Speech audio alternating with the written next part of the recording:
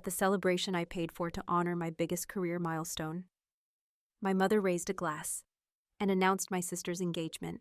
Cheers erupted, cameras flashed, and I stood there, invisible at my own party, holding the champagne I had bought.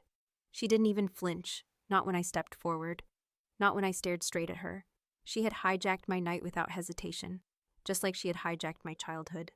The worst part? It wasn't a mistake. It was deliberate. And I was done staying silent.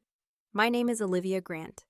I'm 30 years old, and after years of being treated like I didn't matter, I finally took the mic and told them everything. The truth, the silence, the favoritism. And by the end of that night, I wasn't the one left in tears. Have you ever worked so hard for something, only to watch someone else steal your moment? Have you ever felt like your success was never enough for the people who were supposed to be proud of you? Tell me in the comments. And don't forget to subscribe if you want to hear what happened after I spoke up. Because they didn't see it coming, not this time. I was born in Salem, Oregon, in a white-trimmed house with lavender bushes by the porch and a picket fence that looked like it came out of a Hallmark catalog. From the outside, we were the picture of middle-class harmony, but inside it was a different story. My parents, Linda and Charles Grant, were obsessed with getting parenting right. Before I was even born, my mom had read over 40 books on child psychology. She didn't parent, she implemented strategies. And I was her first experiment. By the time I was 3, she had already labeled me slow to respond. I couldn't count to 20. I didn't write my name perfectly. I still remember hearing her whisper to my dad, "Olivia might not be as sharp as we hoped. We need to intervene before it's too late." My dad nodded like I was a broken prototype, something to be managed, not loved. When my sister Clara was born, it was like watching a switch flip. The same woman who used to time my reading sessions and criticize how I held crayons now flooded the house with flashcards, imported learning toys, and Mozart lullabies, but only for Clara. Clara had a personal tutor before she could even walk. I had worksheets and blunt pencils. Clara had encouragement. I had silence. One time I was 8. I came home from school holding a second-place ribbon from the school art fair. I was so proud. I couldn't wait to show them. My mom glanced at it and said, "Oh, that's nice. Clara just read a whole book in one sitting. Isn't that amazing?" That was the moment I stopped trying to impress her. No praise, no celebration, just comparison. I became the invisible daughter. And by the time I hit high school, it wasn't even subtle anymore. But the moment that finally shattered me was the day I lost the one space that still felt like mine. My bedroom was the only place in the house where I felt like I existed. It was small, but it had a wide window that faced the woods behind our yard. Each morning, soft beams of light would stream in, and for a few moments, I could just breathe. One evening, just after I had finished hanging up a new drawing I'd worked on for hours, Clara walked in without knocking. She was holding a clipboard, wearing those ridiculous oversized glasses Mom insisted made her look intellectual. "Mom says I'm moving up here," she announced flatly. "This room's bigger. I need space for my new study area." I stared at her, thinking it was a joke. "No, this is my room." She just shrugged and walked out. Less than 24 hours later, I came home from school to find my things boxed up, dumped in the smaller room by the laundry closet. The room that used to be mine now had Clara's name on the door in gold vinyl letters. A new desk, a memory foam chair, shelves filled with brand new books and brain training toys. I stood in the new room, cramped, dark, cold. The bed pressed against the wall. The desk couldn't even fit my lamp and schoolbooks. I felt like I had been thrown into a storage space, forgotten, unwanted. I walked back to the kitchen and asked, "Mom, why would you do this to me? That was my room. I've had it since I was little." She didn't even turn around. "You're older. You should learn to give space. Clara needs it more. Don't make this a thing, Olivia." That night, I sat on the edge of my new bed and stared at the tiny crack of hallway light under the door. Everything was quiet. But in that silence, I realized something brutal. In my own home, I wasn't a daughter. I was a placeholder, a background character in a story where Clara was always the star. And that was only the beginning. By the time I reached my senior year of high school, Clara was chauffeured to a private academy in a new SUV. She had tutors. She had tennis lessons. And me? I still walked to public school and worked weekends at the local bookstore. But I kept my head down. I didn't complain until one night, the last thread of fairness snapped, and it happened at the dinner table, with both sets of grandparents present. We were having dinner at our house, a rare gathering with my grandparents from both sides, the kind of evening that used to give me hope. My grandma Lorraine had made her famous lemon tarts, and Grandpa Dean was telling one of his half-true fishing stories. For once, the air wasn't heavy with tension. Clara, of course, was going on and on about her summer plans, some Ivy League prep program in Boston. Everyone nodded along, smiled, asked follow-up questions, and then, for a brief moment, the spotlight shifted. Grandma Lorraine turned to me with that soft smile only she had. "And what about you, Olivia? Any plans for college?" I looked up, surprised to be asked. "I actually just got accepted to the University of Oregon," I said. "Business program, partial scholarship.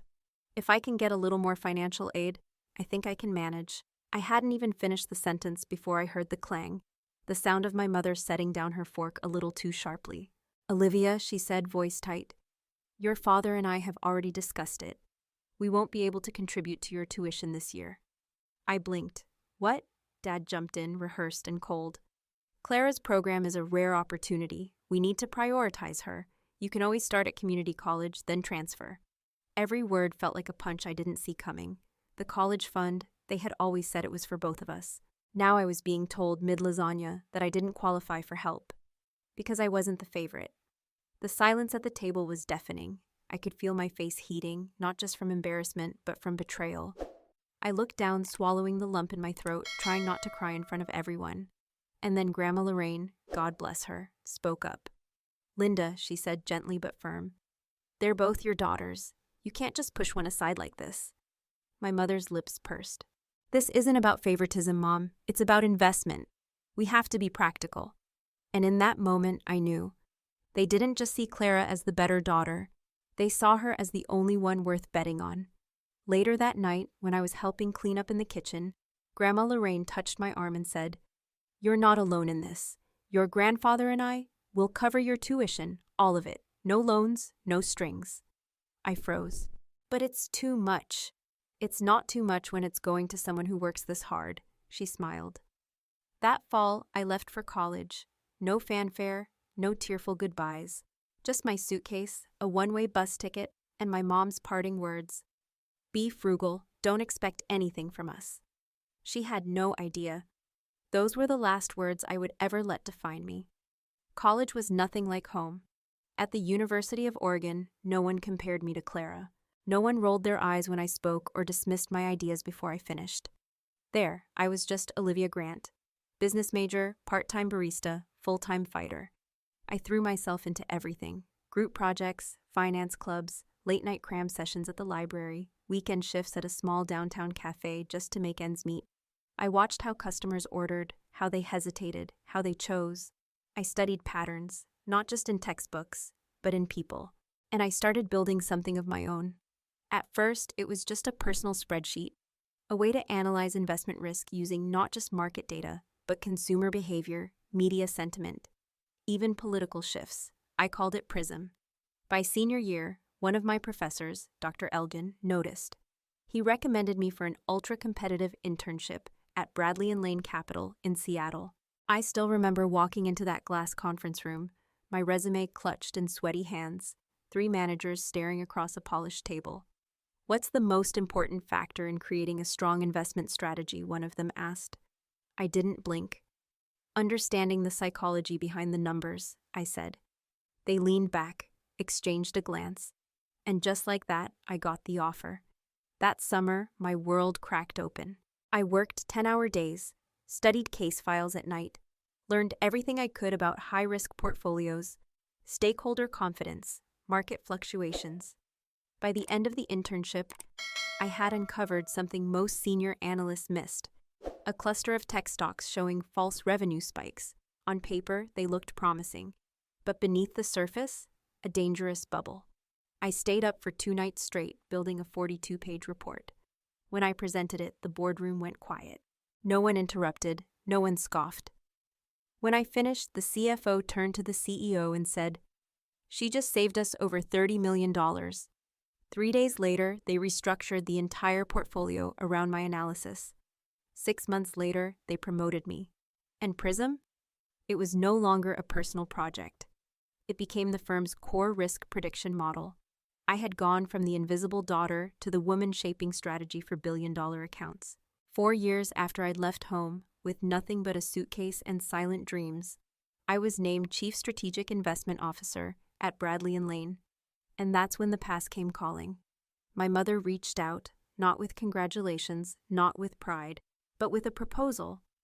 "You should let us host a celebration," she said. "Make it intimate, family-oriented. Just send over the budget. I'll handle everything." I hesitated, but part of me still hoped. Maybe this time would be different. Maybe this would be the olive branch. So I wired $3,500. No questions, no expectations, just a quiet hope that my moment, finally, would be mine. The moment I stepped into the house, I knew something was wrong. The place didn't feel like a celebration of my career. It felt like a bridal shower. White orchids lined the tables. Golden ribbons coiled up the staircase. Guests I barely recognized held glasses of champagne, chatting in tight little circles. And then I saw her, Clara, descending the staircase like she was the bride at a wedding in a blood-red satin dress, perfectly styled, beaming like she owned the night. Next to her was a man I'd never met before, tall, polished, grinning wide. My stomach dropped. I turned to find my mother, but she was already tapping her glass with a spoon. "Dear family," she announced, voice high and bright. "We're so thrilled you could join us. Not just to reconnect, but to celebrate a truly special moment. Clara and her boyfriend Andrew are officially engaged." The room erupted in applause. I stood there, frozen, glass in hand, lips parted, heart sinking fast. No one looked at me, not even her. My mother's eyes scanned the room as if I didn't exist, as if I hadn't paid for the catering, as if this night was never meant for me at all. I took a step forward, ready to speak. But before I could say a word, my father caught my wrist under the table. "Don't ruin this," he whispered, voice low and cutting. "If you make a scene right now, don't expect a place in this family anymore. No contact, no inheritance, nothing." He let go, and for a moment, I thought about walking out, letting them have their spectacle, letting them live inside the lie. But then something in me cracked. The girl who used to stay silent, the one who gave up her room, her dreams, her place at the table, she was gone. I walked calmly to the center of the room, tinged my glass, and cleared my throat. "Excuse me, everyone. May I have just a moment?" The music softened. Conversations died. Even Clara froze. "This gathering tonight," I began, voice steady, "was planned and paid for to celebrate a promotion. Mine." Murmurs rippled across the room. Some glanced at me, then at my parents. Even Andrew looked confused. I was recently named Chief Strategic Investment Officer at Bradley & Lane Capital in Seattle. I transferred funds to host the small event to mark that milestone. My mother volunteered to organize it, but not once did she mention turning it into an engagement announcement. Silence stretched, uncomfortable and thick. I'm not against Clara's engagement, but I won't let my moment be stolen again just to keep a family narrative intact. Andrew turned toward Clara, his brows furrowed. "You told me this was just a family dinner." Clara's face went pale. I just didn't know how to bring it up yet." "By hijacking your sister's celebration?" he asked, voice cold. He placed his glass down and walked out. Clara stumbled after him, calling his name, but the door slammed shut before she reached him. The room hung in a shocked silence. Eyes darted between my parents, my grandparents, and me. My father stood, face flushed. "You should know your place, Olivia. This is still our house." I met his stare, firm and unwavering. "No, this is a place built on favoritism and silence. It hasn't felt like a home in a long, long time." Then I turned to my grandparents, Grandma Lorraine and Grandpa Dean. They hadn't moved, but I saw the truth in their eyes, and when I stepped toward them, Grandpa Dean reached out, wrapped his hand around mine, and whispered, "Not this time. You don't walk out alone." And I didn't. As I turned toward the door, the house that had once swallowed every piece of me went still. Behind me, I heard Clara's footsteps storm back in, her red dress swishing like a warning siren. "You've always been jealous," she shouted, her voice cracking. You couldn't stand that I finally had something special, so you ruined it. I didn't even flinch. For the first time in my life, her words didn't pierce me. Because I wasn't jealous, I was just done. Before I could speak, Grandma Lorraine stepped in, calm but sharp. "Clara," she said, "you made your choice. Don't throw the consequences at your sister." Clara froze like a child caught in a lie. Then my mother rushed forward, red-faced, hands trembling. "Olivia, who do you think you are?" she hissed. "You humiliated your own sister in front of the family. What kind of daughter does that?" "I don't need to think," I replied softly. "I just told the truth. And I've stayed quiet long enough." Dad stepped beside her, gripping her arm like he might explode. His voice was ice.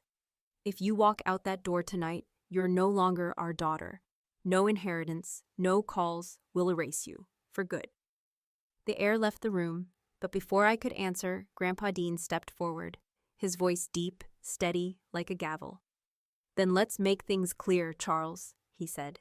"If you're cutting Olivia out, it's time we made our position known." "Pa." My grandmother moved beside him, holding his hand. "We changed our will 3 months ago," she said, calm and resolute. "The house, the savings, our investments, every last bit, it's all going to Olivia." Gasps. Real ones this time, sharp and shocked. My mother's face contorted. "What?" she choked. "But Clara's my daughter, she's blood." Grandma's voice didn't waver. "And Olivia is ours. She's the only one in this family who's never taken, never stepped on others to rise, and never expected anything in return." "She doesn't need it," my mother screamed. "She already has her career, her life. Clara's the one who's struggling." "She's struggling," Grandpa said, "because you raised her to believe life was owed to her. Olivia earned hers, and she didn't need deceit to do it." Clara broke into tears, the kind of cry that wasn't grief, it was panic. She turned and ran upstairs, her sobs echoing through the banister. The same stairs she used to look down from, while I quietly watched, unnoticed. My mother stood in the center of the room, trembling. My father sat down, suddenly aged by a decade. I turned to my grandparents. My throat tightened. "I never wanted this. I don't need the inheritance." "We know," Grandma whispered, "and that's exactly why you deserve it." Tabkata. The room behind me blurred into noise. Faded voices, sidelong glances. But none of it touched me. One by one, the relatives who had once looked right through me stood quietly.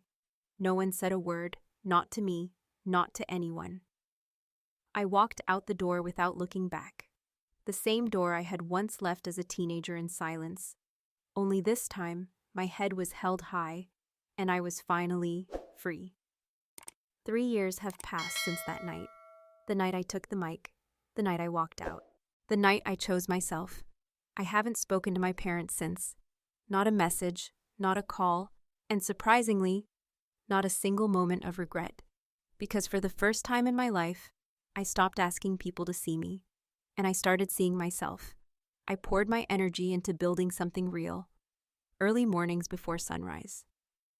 Quiet strategy sessions on the 19th floor, late-night revisions of Prism, refining every detail with precision and heart.